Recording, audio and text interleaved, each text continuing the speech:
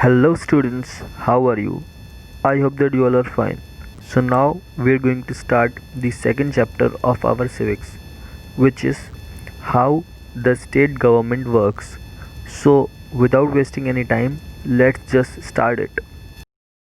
Our Indian government work at three levels, which is the national, state and local. So the national or union government looks for the affairs which are related to the whole country, and the state government makes laws for the people within their states. And our constitution has divided the powers and functions into three lists. First is the union list. So only the central government can make laws on these subjects. These subjects are like defense, railway, foreign affairs, etc. And next is state list. State list are those subjects on which only state government can make laws.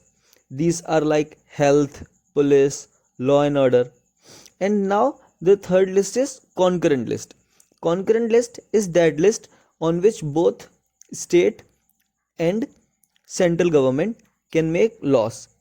And the subjects included in concurrent list are education, electricity, forest, etc. In India, every state has a legislative assembly, which is also called Vidhan Sabha. But in some state there is a second house also, legislative council, which is also called Vidhan Parishad. So the states which are having only single legislative assembly, so these states are called unicameral legislatures. And these states which are having two bodies or two houses, these are called bicameral legislatures. The states in India who are having bicameral legislature are only six, and these are Andhra Pradesh, Bihar, Jammu and Kashmir, Karnataka, Maharashtra and Uttar Pradesh. And all the remaining states are having unicameral legislatures. Now first we will study about Vidhan Parishad. So the upper house of the state legislature is called Vidhan Parishad or Legislative Council, and its members are called MLCs, Member of Legislative Council. And the size of Legislative Council should not be more than 1/3 of the size of Legislative Assembly. So the members of Legislative Councils are represented by local self-governing bodies, teachers, university graduates, and almost 1/3 member of council are elected by the member of the state legislative assembly of the same state, and some of the members are nominated by the governor also. Now what are the qualifications for becoming a member of state legislative council? A person should be a citizen of India. He should not less than 30 years of age. He should not be bankrupted. He should be in a healthy mental state. So these are all the qualifications which are required. Now next is tenure. So what is tenure? Tenure is the time for which a member remains the member of that legislative council. So as we know that legislative council is a permanent body and it cannot be dissolved. So every member of legislative council or every MLC serves for a tenure of 6 years, and for every 2 years the 1/3 members retires and these were replaced by the other members. The next is presiding officer. So who is the presiding officer? So this presiding officer is the chairman who presides over all the meeting of the legislative council, but in his absence there is a deputy chairman who presides over all the meetings. Next is powers and functions of legislative council. So Vidhan Parishad has lesser power than Vidhan Sabha. The legislative council cannot introduce a money bill. It cannot delay or suggest amendments to the ordinary bill, and it can put questions to the ministers and hold discussions on various issues. Means they can only put the questions about that. Next topic is Vidhan Sabha. Vidhan Sabha or Legislative Assembly consists of the members which are directly elected by the people. So, as we know that elections are held in our country and all the citizens vote in the elections, and those candidates who won in these elections, they directly go there, and these are our MLAs or the member of Legislative Assembly. Now, the size of Legislative Assembly. So the size of a Legislative Assembly is not fixed. It always depends upon the population of the state. For example, Uttar Pradesh have larger population, so there are 404 members in Legislative Assembly, and in Sikkim their population is very less, so there are only 32 members in Legislative Assembly. Now elections are held in different places. So for the purpose of election, each state is divided into smaller areas, and these smaller areas are called constituencies. And the person who wins the elections from the constituency, he is elected as the MLA or member of Legislative Assembly of that constituency. And all the MLAs belong to different political parties, and after the elections, the party which has got the majority or any alliance party which got the majority, they form the government, and their leader is appointed as the chief minister of that state. Now the next is presiding officer. The assembly has a speaker which maintains the discipline of the house, and he is in charge of all the meetings. But in his absence, there is a deputy speaker who takes over his function. Now the term. The Legislative Assembly is elected for a term of 5 years only, and after each 5 years the election are held and new members are elected.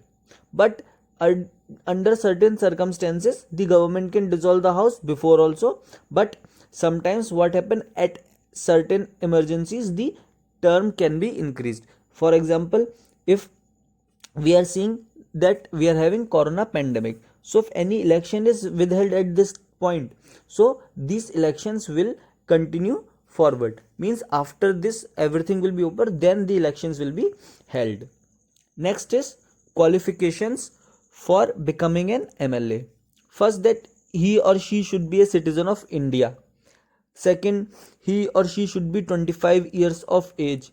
Third, he or she should be of sound mental health, means he should take decisions positively. And fourth, he or she should not be bankrupted. Now powers and functions of Legislative Assembly. The Legislative Assembly makes laws on subjects related to state. So the all the subjects which are in the state list, so Legislative Assembly makes laws on it.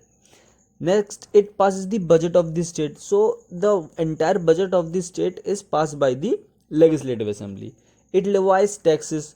So how many taxes that should be appointed on each and every services or things, then these are levied by the Legislative Assembly.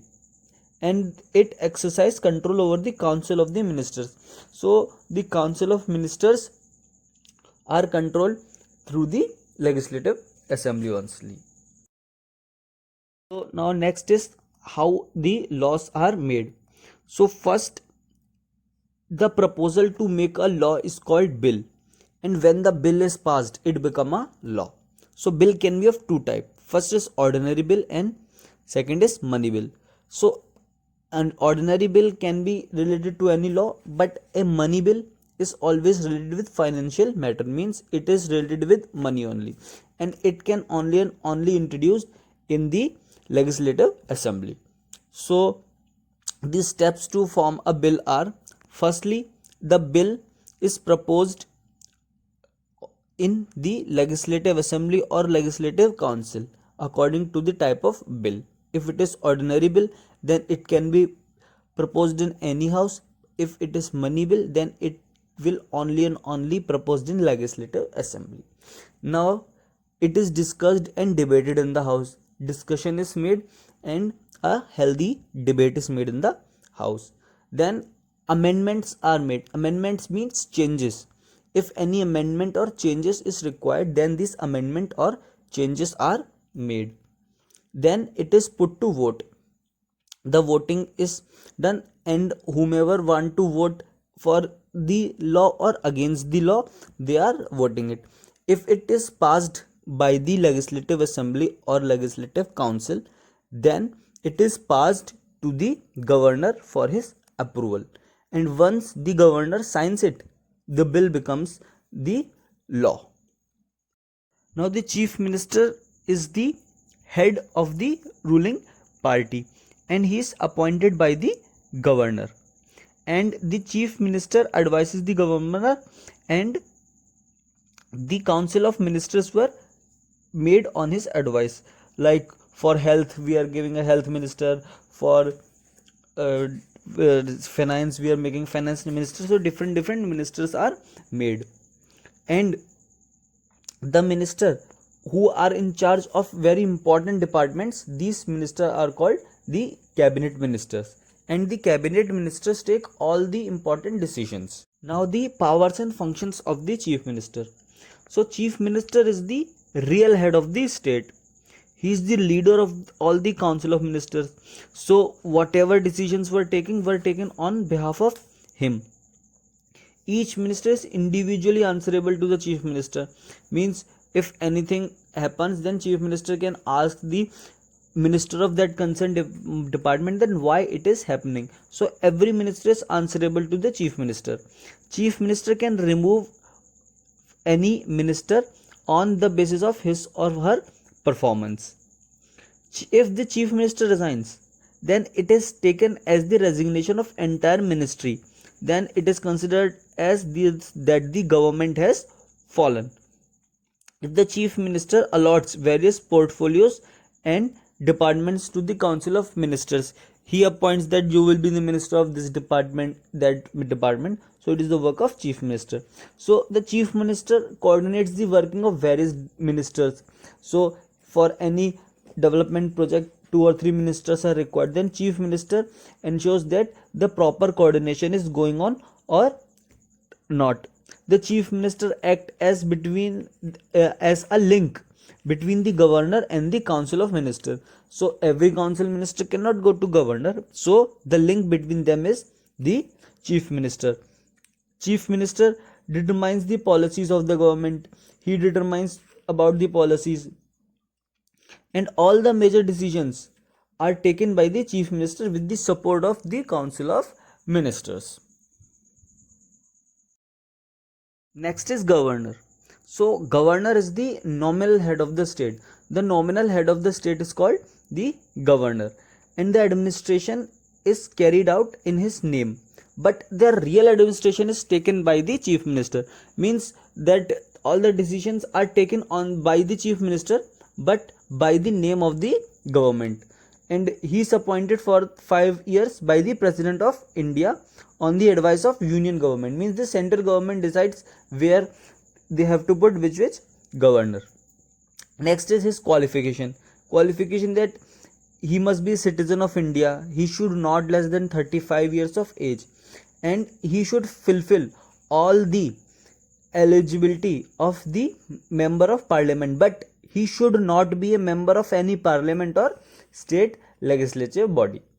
Now powers of the governor. The power of governor can be divided into 3 major groups, that is the executive power, legislative power, and judicial power. So first is executive power.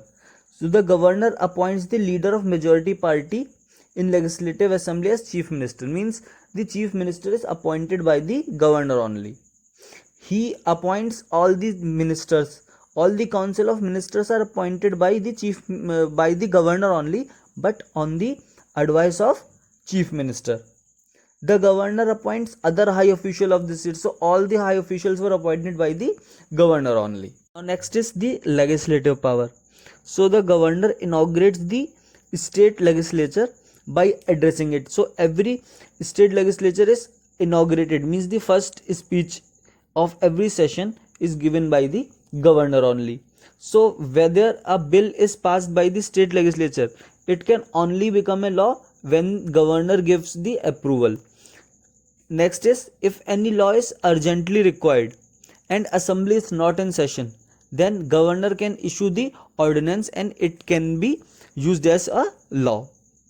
And the governor can summon the session of legislative assembly or not, and he can also dissolve the assembly on the request of chief minister. If chief minister requests him, then he can dissolve the assembly also. Next is judicial power.